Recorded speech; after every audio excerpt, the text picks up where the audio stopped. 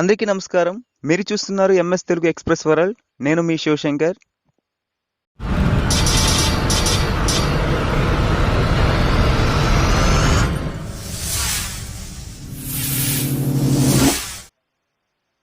ఈరోజు మనం page layout అనే ట్యాబ్‌ను మనం పూర్తి చేసుకుందాము. దానిలో ఉన్నటువంటి పారాగ్రాఫ్ అనేది మీకు ఆల్రెడీ నేను హోమ్ ట్యాబ్‌లో ఉన్నప్పుడు చెప్పేసాను. ఒకసారి చూడండి మీకు అర్థమవుతుంది. ఇక్కడ నేను చూడండి ఇంక్రీజ్ ఇండెంట్ అదేవిధంగా డిక్రీజ్ ఇండెంట్ అదేవిధంగా ఇంక్రీజ్ ఇండెంట్ గురించి మీకు నేను చెప్పడం జరిగింది. చూసారు కదా మీరు ఆల్రెడీ. ఆ విధంగా చెప్పాను. అదేవిధంగా మళ్ళీ తర్వాత చూస్తే మీరిక్కడ నేను హ్యాంగింగ్ ఇండెంట్ గురించి కూడా మీకు చెప్పాను. అదేవిధంగా లైన్ స్పేస్ అనే దాని గురించి నేను మీతో మాట్లాడడం జరిగింది. లైన్ స్పేస్ అంటే మనం తీసుకున్న లైన్స్‌ని ఎలా స్పేస్ ఇవ్వాలనే దాని గురించి మనం మాట్లాడుకున్నాం. సేమ్ దానికి సంబంధించి మీకు ఇక్కడ ఉండడం జరిగింది. చూడండి పారాగ్రాఫ్ గ్రూప్‌కి సంబంధించి ఇండెంట్ అనేవి మనం 2 మాట్లాడుకున్నాం. దానికి షార్ట్‌కట్ కీస్ కూడా చెప్పేసుకున్నాం. స్పేసింగ్ మనం లైన్ స్పేసింగ్ ఎలా ఇవ్వాలి అనుకుంటున్నామో అలా మనం స్పేసింగ్ కూడా మనం నేర్చుకోవడం జరిగింది. కాబట్టి ఇక్కడ మనం చెప్పుకోవడం వల్ల మన టైం వేస్ట్ అవుతుంది కాబట్టి ఇప్పుడు నెక్స్ట్ మనం దేంట్లోకి వెళ్తున్నామంటే గనుక అరేంజ్ గ్రూప్‌లోకి వెళ్ళడం జరుగుతుంది. అరేంజ్ గ్రూప్‌లో చూడండి మీకు ఇక్కడ పొజిషన్ అదేవిధంగా bring to front, send to back, text wrapping మనం అక్కడ మాట్లాడుకుందాం అనుకున్నాం కదా, అది మీకు ఇప్పుడు చూపిస్తాను నేను ఇక్కడ. తర్వాత చూడండి అలైన్. అలైన్ అంటే దేనికి ఉపయోగపడుతుంది? ఇక్కడ అలైన్ ఏంటి? అదేవిధంగా ఇక్కడ హోమ్ ట్యాబ్‌లో అలైన్ అనేది మీకు తెలుసు. హోమ్ ట్యాబ్‌లో మనం అలైన్మెంట్స్ అనేవి చూసాం మనం. Left align, right align, centre align, ఓకేనా? ఇవన్నీ మనం చూసాం. ఇప్పుడు ఇక్కడ ఉన్నటువంటి అలైన్ దేనికి ఉపయోగపడుతుంది అనే దాని గురించి మనం మాట్లాడుకుందాం. తర్వాత చూడండి ఇక్కడ గ్రూప్. గ్రూప్ అంటే ఒక సమూహంగా మనం చేయాలనుకుంటున్నాం, అసలు ఏం చేయాలనుకుంటున్నాం అనే దాని గురించి ఇక్కడ మనం మాట్లాడుకోవడం జరుగుతుంది. దాని తర్వాత చూడండి ఇక్కడ రొటేట్. వీటి గురించి మనం చెప్పేసుకున్నట్లయితే కనుక మీకు మనం ఏదైనా పిక్చర్స్ కానీ షేప్స్ కానీ ఏమన్నా తీసుకున్నప్పుడు మనం వాటిని అరేంజ్ చేసుకోవాలి. అదేవిధంగా ఒక డేటా తీసుకున్నప్పుడు దాంట్లో మనం తీసుకున్న పిక్చర్ని ఎలా సెట్ చేసుకోవాలి, వీటిలన్నిటికి సంబంధించి ఇప్పుడు దీంట్లో మనకు ఉండడం జరుగుతుంది. ఒకసారి చూడండి, ఇప్పుడు నేను ఎగ్జాంపుల్ మీకు అర్థం అవడం కోసం నేను ఏం చేస్తున్నానంటే కనుక షేప్స్ తీసుకుంటున్నాను. చూడండి, నేను ఎగ్జాంపుల్కి ఈ షేప్ తీసుకున్నాను, ఓకేనా? ఈ షేప్ తీసుకున్నాను, ఇంకొక షేప్ తీసుకుంటున్నాను. ఇలా నేను షేప్ తీసుకున్నాను. ఓకే, దీనికి ఏదైనా కలర్ ఇవ్వాలి అని అనుకుంటే కలర్ అప్లై చేద్దాం, కొంచెం మనకి బాగుంటుంది చూడడానికి. ఈ విధంగా మనం తీసుకోవడం జరిగింది. ఇవి తీసేసుకున్న తర్వాత ఇప్పుడు చూడండి, ఇప్పటి వరకు మనకి అరేంజ్ గ్రూప్లో అవన్నీ ఎలా ఉన్నాయంటే మనకి యాక్టివ్లో లేవు. చూడండి, ఇప్పుడు మీకు ఫార్మాట్ అనే ట్యాబ్ ఓపెన్ అయింది. ఫార్మాట్ అనే ట్యాబ్లో కూడా మీకు ఇవే ఉన్నాయి. ఏమున్నాయి? Position, bring to front, send to back, arrange, text wrapping, align, group, rotate. Same అదే విధంగా మనకి ఎక్కడ ఉన్నాయి చూసారా మీరు ఇక్కడ?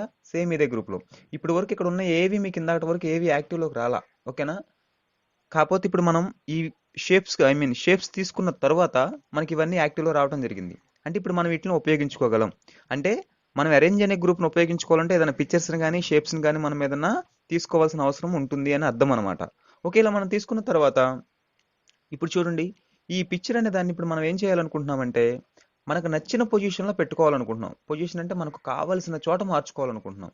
ఇప్పుడు నేను దీన్ని మిడిల్లో పెట్టాలనుకున్నాను, పేజ్కి సెంటర్లో. నేను క్లిక్ చేయగానే చూడండి, మనం తీసుకున్నటువంటి షేప్ అనేది ఎక్కడికి వచ్చింది, నాకు ఎగ్జాక్ట్గా నాకు పేజ్ సెంటర్లోకి రావడం జరిగింది. ఈ విధంగా పొజిషన్స్ మనం మార్చుకోవాలనుకుంటే ఆల్రెడీ నేను మీకు కవర్ పేజ్ చెప్పిన సందర్భంలో మీకు నేను దీని గురించి మీకు చెప్పడం జరిగింది. ఏదైనా పిక్చర్ అనేది అటు ఇటు జరగాలి అంటే ఎలా జరగాలి అనే దాని గురించి మీకు నేను చెప్పాను ఇక్కడ.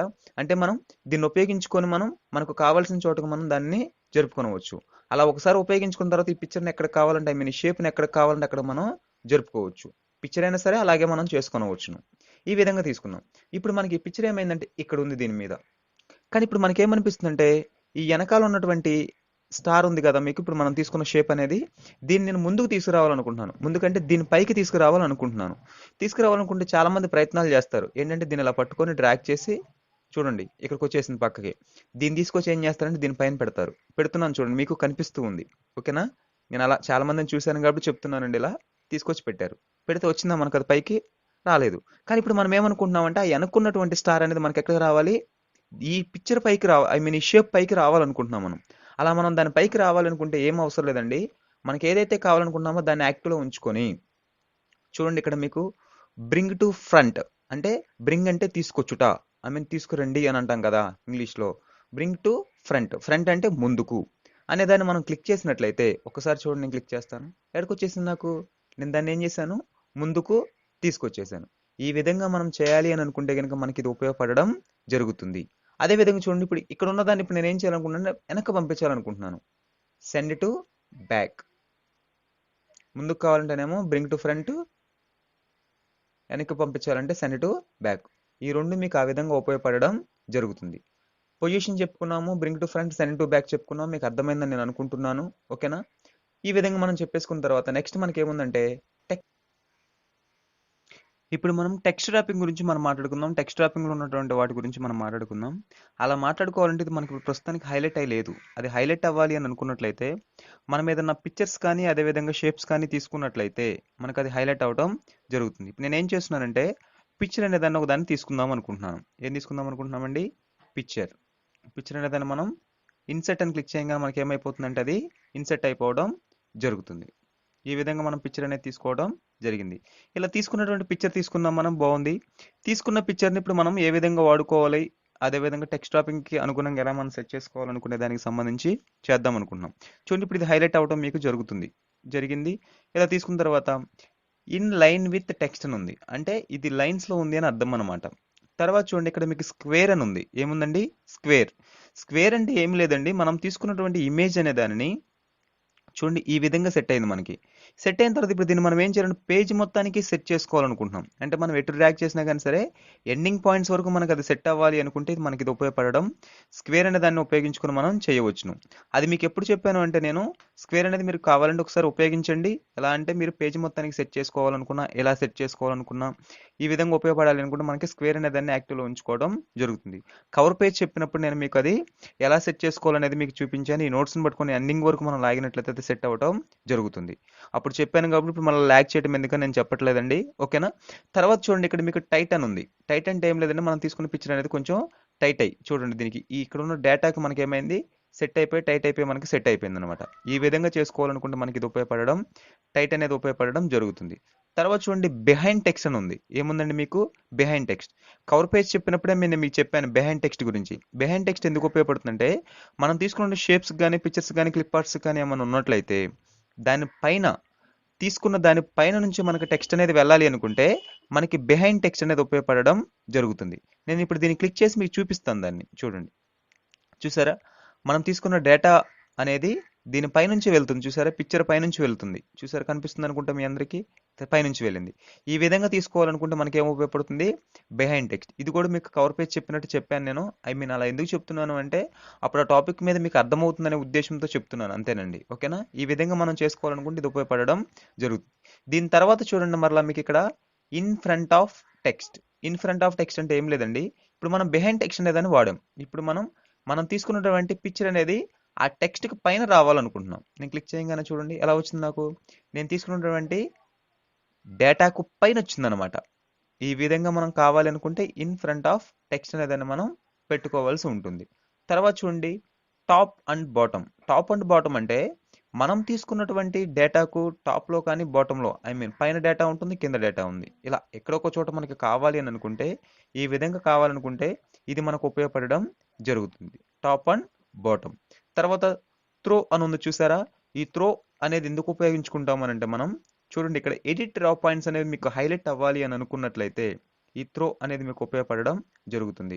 ఎడిట్ రా పాయింట్స్ ఎందుకు ఉపయోగించుకోవాలి సార్ అనే డౌట్ వస్తుంది. ఎందుకంటే ఇది నాకు ఎలా ఉంది, నాకు 4 పలకలుగా ఉంది. నేను తీసుకున్నటువంటి ఇది చూడండి, చతురస్రాకారమో ఏదో అంటారు కదా, అలా ఉంది. అలా ఉంది. ఇప్పుడు అలా ఉన్నటువంటి దానిని ఇప్పుడు నేను ఏం చేయాలనుకుంటున్నామంటే దీనికి ఎడిట్ రా పాయింట్స్ పెట్టి దీని చుట్టూ మనం ఏం చేయాలనుకుంటే ఇక్కడ డేటా సెట్ చేసుకోవాలనుకుంటున్నాం. అలా సెట్ చేసుకోవాలనుకుంటే మనకి ఇది ఉపయోగపడడం జరుగుతుంది. అది చూడండి, నేను దీన్ని యాక్టివ్లో పెడితే చూడండి, డేటా అనేది నాకు దీని చుట్టూ సెట్ అయి రావడం జరిగింది. కానీ నాకు డేటా అనేది ఇలా సమానంగా కాకుండా కొంచెం అటు ఇటు ఒడిదుడుకులుగా నేను పాయింట్స్ పెట్టుకోవాలనుకుంటున్నాను. నేను అటు ఇటు కొంచెం జరపాలనుకుంటున్నాను.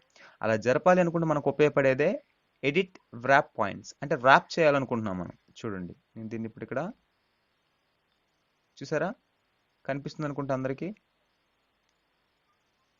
ఈ విధంగా దీన్ని కూడా కొంచెం పైకి అనేసి ఎట్లా అంటాను నేను, కనిపిస్తుంది అనుకుంటా. చూసారా, నేను దీన్ని క్లిక్ చేయగానే నేను తీసుకున్న ఈ పిక్చర్కి చూసారా ఇలా ఇలా ఇలా నేను అరేంజ్ చేశాను అనమాట.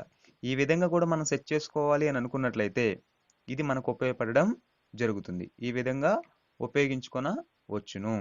ఇప్పుడు చూడండి, దీంట్లో ఎడిట్ ర్యాప్ పాయింట్స్ ఉపయోగించుకున్నాం మనం. ఎడిట్ ర్యాప్ పాయింట్స్ ఉపయోగించుకున్న తర్వాత మోర్ లేఅవుట్స్ అనేది మీకు కనిపించడం జరుగుతుంది. ఏదండి? More layouts. మోర్ లేఅవుట్స్లోకి వెళ్ళిన తర్వాత చూడండి, టెక్స్ట్ ర్యాపింగ్ అనే దాన్ని క్లిక్ చేస్తే ఇప్పటి వరకు మనం చేసిన పనులన్నీ ఇక్కడ ఉన్నాయి. మీకు ఒకసారి వీటిని చూసుకున్నా కానీ సరే మీకు అర్థం అవటం జరుగుతుంది. అసలు ఏంటిది, దేనికి ఏది ఉపయోగపడుతుంది, ఏంటి, వాట్ ఈజ్ వాట్ అన్నది మీకు ఇవి తెలియటం తెలుస్తుంది. ఈ విధంగా వీటిని చూసుకొని మీరు ఐడెంటిఫై చేసుకున్న వచ్చును. అది మీరు గుర్తు చేసుకుంటారని మీకు ఇది నేను చూపించడం జరుగుతుంది. దీన్ని నేను ఓకే క్లిక్ చేశాను. వీటిని కూడా ఉపయోగించుకొని చేసుకోవచ్చు మీరు. ఇది ఏదైతే క్లిక్ చేస్తే అది మీకు హైలైట్ అవటం. నేను దీన్ని క్లిక్ చేస్తే చూడండి, ఓకే క్లిక్ చేస్తాను.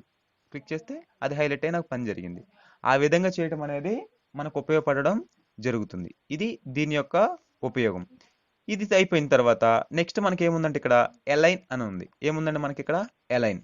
ఎలైన్ దేనికి ఉపయోగపడుతుందంటే మనం తీసుకున్నటువంటి పిక్చర్స్ కానీ షేప్స్ని కానీ మనకు కావాల్సిన చోటకు మనం మార్చాలి అని అనుకున్నట్లయితే, ఇప్పుడు నేను సెంటర్లో పెట్టాను, బిహైండ్ టెక్స్ట్లో ఉంచి సెంటర్లో పెట్టాను. ఈ విధంగా మనం అలైన్ చేసుకోవాలనుకుంటే మనకు కావాల్సిన చోట నేను అలైన్ బాటమ్ అని పెట్టా. ఇప్పుడు ఎక్కడికి వెళ్ళిపోయింది నా పిక్చర్ అనేది, పేజ్కి బాటమ్ దగ్గరకు వచ్చేసింది. అంటే మీరు ఉన్నటువంటి దాంట్లో బాటంలోకి వచ్చింది అనమాట. ఈ విధంగా చేయాలంటే ఇది ఉపయోగపడడం జరుగుతుంది. చూడండి, ఇది ఉపయోగపడుతుంది. తర్వాత చూడండి, గ్రిడ్ లైన్స్ అని ఉంది. మీకు ఈ గ్రిడ్ లైన్స్ అనే టాపిక్ నేను ఎక్కడ చెప్తాను అని అంటే, గ్రిడ్ లైన్స్ అంటే ఏం లేదండి, మనం ఇదివరకు చిన్నప్పుడు చూసిన సందర్భంలో గ్రాఫ్స్ అనే టాపిక్కి సంబంధించి మనం తీసుకున్నప్పుడు గ్రాఫ్స్ తీసుకున్నాం కదా చిన్నప్పుడు. మనం 10th క్లాస్ చదువుకునే సమయంలో గ్రాఫ్స్ అనే దాని గురించి మనం మాట్లాడుకుంటాం కదా. ఆ సమయంలో గ్రాఫ్ చూడండి, మీకు నేను ఇక్కడ గ్రిడ్ లైన్స్ అనేవి తీసుకున్నాను. ఈ గ్రిడ్ లైన్స్ అనేవి మనం ఏం చేయొచ్చు అంటే, కావాలంటే సైజ్ పెంచేసుకోవచ్చు. ఆ గ్రిడ్ లైన్స్ యొక్క సైజులు అనేది పెంచుకోవచ్చు, తగ్గించుకోవచ్చు. అవన్నీ ఎలా చేయాలి అన్నది నేను ఇప్పుడు ఎక్కడ మీకు చెప్తాను అని అంటే, ఎందుకు ఇక్కడ చెప్పట్లేదంటే ఇక్కడ టైం ఎక్కువ అవుతుందని చెప్పట్లేదండి. మీకు ఎక్కడ చెప్తానంటే యూ ట్యాబ్లోకి వచ్చిన తర్వాత చూడండి, ఇక్కడ మీకు గ్రిడ్ లైన్స్ అనే టాపిక్ వస్తుంది ఇక్కడ. అప్పుడు నేను మీకు అవి సైజెస్ ఎలా పెంచుకోవాలి, ఏం చేయాలన్నది మీకు అక్కడికి వచ్చిన తర్వాత అయినా చెప్తాను, ఎలా ఇవ్వాలి ఏంటి అన్నది. ఓకే, ఇప్పుడు ఇక్కడ ఉన్నాం. మనం ఎక్కడున్నాం, పేజ్ లేఅవుట్ ట్యాబ్లో మనం ఎలైన్ దగ్గర ఉన్నాము. మనకి గ్రిడ్ లైన్స్ ఇవ్వడం కూడా వచ్చింది, తీసివేయడం కూడా వచ్చింది అనుకోండి. అయిపోయింది. అయిపోయిన తర్వాత నెక్స్ట్ మనకి ఏముందంటే ఇక్కడ గ్రూప్ అని ఉంది. సరే, ఈ గ్రూప్ అనేది దేనికి ఉపయోగపడుతుందనే డౌట్ వచ్చింది. నేను న్యూ డాక్యుమెంట్ ఒకటి తీసుకుంటున్నానండి. దీనిలో కొన్ని షేప్స్ తీసుకుంటాను. కొంచెం ఇది బాగుంటుంది, నీట్గా ఉంటుందని తీసుకున్నాను. ఇలా ఇది ఒక షేప్ తీసుకున్నాను, దీనికి ఒక కలర్ ఇచ్చాను. ఇది ఒక షేప్ తీసుకున్నాను, దీనికి ఒక కలర్ ఇచ్చాను. చూడండి, నెక్స్ట్ ఇది ఒక షేప్ తీసుకున్నాను, ఇలా పెద్దగా పెట్టేశాను, దీనికి ఒక కలర్ ఇచ్చేసాను. ఓకేనా, ఇలా ఉన్నాయి. ఇప్పుడు ఈ ఉన్నాయి అన్నీ నేను దీన్ని ఇలా పట్టుకొని డ్రాగ్ చేస్తే నాకు ఏదైతే నేను యాక్టివ్ ఉంచుతున్నాను అది నాకు డ్రాగ్ అవడం జరుగుతుంది. కానీ సార్ నాకు ఇక్కడ ఉన్న మూడు కూడా నాకు కదలాలి, నాకు వీటి మూడింటిని నేను గ్రూప్గా ఫామ్ చేయాలనుకుంటున్నాను అనే డౌట్ వచ్చింది. అప్పుడు మనం ఏం చేయాలి అంటే, నేను చెప్పినట్టు చేయండి. కంట్రోల్ నొక్కి పట్టి దీన్ని క్లిక్ చేయండి. యాక్టివ్లోకి వచ్చింది. మీకు ఏ అయితే కావాలనుకున్నారో, గ్రూప్ చేయాలనుకున్నారో వాటిని సెలెక్ట్ చేసి చూడండి, ఇక్కడ మీకు గ్రూప్ అనేది కనిపిస్తూ ఉంది. కనిపిస్తుందా? మనం ఇప్పుడు పేజ్ లేఅవుట్లో ఉన్నట్లయితే మీరు ఫార్మాట్ ఓపెన్ అయింది. దీంట్లో కూడా ఇప్పుడు దాకా మీకు యాక్టివ్లో లేదు గ్రూప్ అనేది, ఇప్పుడు యాక్టివ్లోకి వచ్చింది. దీన్ని క్లిక్ చేస్తే మీకు ఇక్కడ గ్రూప్ అనేది మీకు ఓపెన్ అవ్వటం జరుగుతుంది. దీన్ని క్లిక్ చేయగానే మనకి గ్రూప్ అవటం జరిగాయి. చూడండి, నేను దీన్ని పట్టుకొని ఇప్పుడు డ్రాగ్ చేస్తాను. డ్రాగ్ చేస్తే చూసారా అవి ఏమవుతున్నాయి, నాకు గ్రూప్గా కదులుతున్నాయి. సార్ ఇప్పుడు నాకు గ్రూప్ చేయడం వచ్చింది, వాటిని అన్గ్రూప్ చేయాలనుకుంటున్నాను అనే డౌట్ వచ్చింది. అప్పుడు అన్గ్రూప్ చేయండి. అన్గ్రూప్ చేసిన తర్వాత మీరు వచ్చి ఇక్కడికి వచ్చి డ్రాగ్ చేస్తే మీకు ఎన్ని కదులుతున్నాయి, 3 కదులుతున్నాయి. ఇలాంటి సమయంలో మీ కర్సర్ అనే దాన్ని ఇక్కడ వేరే చోట ఎక్కడొక చోట క్లిక్ అన్నా చేయండి, లేదా కీబోర్డ్లో ఎస్కేప్ అన్న క్లిక్ చేసినట్లయితే ఇవన్నీ అన్సెలెక్ట్ అయిపోవడం, సెలెక్ట్లో ఉన్నాయి అన్సెలెక్ట్ అవుతాయి అనమాట. ఓకేనా, ఈ విధంగా మనం జరిపితే ఒక్కొక్కటి కదులుతాయి. ఇప్పుడు మనం గ్రూప్ చేసిన వాటిని మళ్ళీ రీగ్రూప్ చేయాలనుకున్నట్లయితే చూడండి, గ్రూప్స్లోకి వెళ్ళి రీగ్రూప్ అని క్లిక్ చేయండి. క్లిక్ చేస్తే మళ్ళీ మనకి రీగ్రూప్ అవటం జరుగుతుంది. మళ్ళీ వీటిని తీసివేయాలనుకుంటే అన్గ్రూప్ చేసిన తర్వాత కీబోర్డ్లో ఎస్కేప్ క్లిక్ చేస్తే అవి అన్సెలెక్ట్ అయిపోవడం జరుగుతుంది. ఈ విధంగా మనం గ్రూప్ చేయవచ్చును, అన్గ్రూప్ చేయవచ్చును, రీగ్రూప్ చేయవచ్చును. తర్వాత చూడండి, ఇక్కడ మీకు కనిపిస్తుంది రొటేట్. ఈ తీసుకున్నటువంటి రొటేట్ అనేది దేనికి ఉపయోగపడుతుంది అన్నది మీకు చూపిస్తాను. చూడండి, దీన్ని క్లిక్ చేసి రొటేట్ అనే దాన్ని క్లిక్ చేసి ఇలా తిప్పినట్లయితే మనం తీసుకున్నటువంటి షేప్ అనేది మనకి కావాల్సిన విధంగా రొటేట్ అవటం జరుగుతుంది. ఈ విధంగా మనం రొటేట్ చేసుకోవాలి అని అనుకుంటే ఈ రొటేట్స్ అనేవి మనకు ఉపయోగపడడం జరుగుతుంది. దీన్ని ఉపయోగించుకొని మనం రొటేట్ చేసుకొనవచ్చును. చూడండి, నేను మోర్ రొటేషన్ ఆప్షన్స్లోకి వెళ్ళినట్లయితే మనం తీసుకున్నటువంటి దీని యొక్క సైజ్ అనే దాన్ని మనం ఏం చేయొచ్చు అంట, మార్చుకోవచ్చు. హైట్ మార్చుకోవచ్చు, అదేవిధంగా విడ్త్ మార్చుకోవచ్చు. నేను కొంచెం విడ్త్ అనే దాన్ని పెంచుతున్నాను. చూడండి, మీకు అర్థమవటం కోసం. విడ్త్ అంటే వెడల్పు పెరుగుతుంది. చూడండి, ఏమైపోయింది, నాకు పిక్చర్ వెడల్పు పెరిగిపోయింది. అంటే సైజ్ అనేది మీకు ఈ ఫార్మాట్ ట్యాబ్లోకి వస్తే ఆటోమేటిక్ సైజ్ అనేది ఇక్కడ మీకు కనిపిస్తూ ఉంది. గ్రూపు, సైజు, రొటేట్ ఇవన్నీ అరేంజ్ గ్రూపే కదా ఇప్పుడు మనం మాట్లాడుకునేది. దానికి సంబంధించి అన్నీ కనిపిస్తూ ఉంటాయి. చూడండి, ఇక్కడ మీరు ఈ విధంగా తీసుకొని మనం దాన్ని ఉపయోగించుకొనవచ్చును. సైజ్ పెంచుకొనవచ్చును, తగ్గించుకొనవచ్చును, ఇవన్నీ మనం చేయవచ్చును. ఈ రోజుకు మనం పేజ్ లేఅవుట్ అనే ట్యాబ్ అనే దాన్ని మనం ముగించుకోవడం జరిగింది. నెక్స్ట్ క్లాస్ మనం రెఫరెన్సెస్ అనే క్లాస్లోకి వెళ్తాము.